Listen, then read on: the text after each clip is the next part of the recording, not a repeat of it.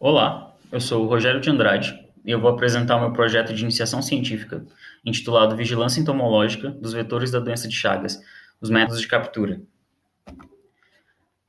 Em 2021, no relatório recente do Ministério da Saúde, foram registrados 146 casos de doença de Chagas do tipo aguda e 3 mortes no Brasil.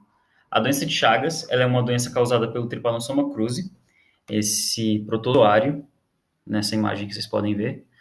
E o protozoário, ele tem um ciclo de vida que passa pela vida do percevejo, que são conhecidos como barbeiros pela população. São percevejos da subfamília Triatomini.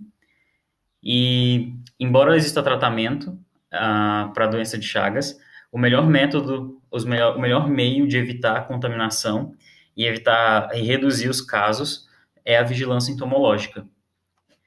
Então, a vigilância entomológica nada mais é do que o monitoramento e controle desses percevejos, né, desses insetos, e ele pode ser feito tanto pelo pesquisador, pessoalmente, ou pela população local. A partir do momento que eles veem o percevejo, eles podem notificar o, a, a, os postos de saúde próximos e a vigilância entomológica, os pesquisadores responsáveis. E tem um custo fazer isso. É trabalhoso para o pesquisador ir, ou então os dados podem ser coletados de forma errada pela população. Então, são utilizadas armadilhas ao redor do mundo para coletar esse inseto, esse percevejo. E aí surge a pergunta, então, quais são as armadilhas que estão sendo utilizadas para a vigilância entomológica dos triatomíneos no mundo, né, em diferentes ecótopos, em áreas naturais ou em áreas urbanizadas? E aí, para responder essa pergunta de quais são os métodos que estão sendo utilizados para a vigilância entomológica, é a ideia do meu projeto, com esse objetivo de fazer uma revisão sistemática geral da literatura sobre quais são os métodos que estão sendo utilizados atualmente para a coleta desses insetos. E aí foram consultadas 3 bases de dados, o PubMed, o BVS e o Cielo, e foram identificados 50 artigos, foram selecionados para poder fazer a extração e apresentar esse resultado de que 4 tipos diferentes de armadilhas foram identificadas, né? E são armadilhas do tipo luminosa, armadilhas do tipo adesiva, armadilhas de cheiro e armadilhas de interceptação, de queda ou de voo. Nessa primeira imagem aqui, tem um exemplo do que seria a armadilha luminosa. O inseto ele é atraído pela luz e ele bate na estrutura da armadilha e fica preso no container. Outra armadilha que foi identificada é a armadilha de cheiro. São utilizadas substâncias químicas que são atrativas para o inseto, e aí o inseto entra na armadilha e ele fica preso lá dentro procurando o odor e não consegue mais sair.